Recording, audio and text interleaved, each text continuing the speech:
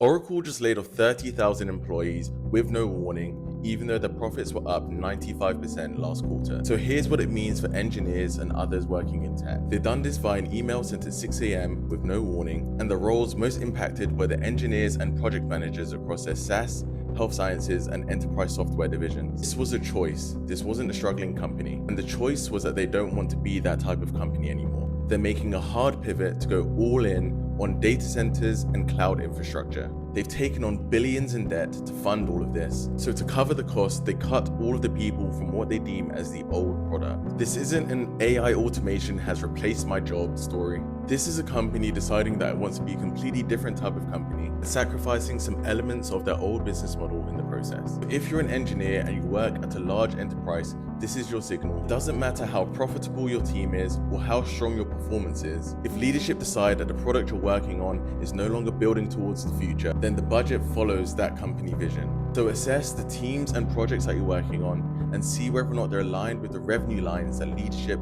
cares about growing. What initiatives are your company betting on? And are any of your key initiatives tied to those goals? If not, then you may need to keep your head on a swivel, because you may just be maintaining a product that they're quietly trying to move away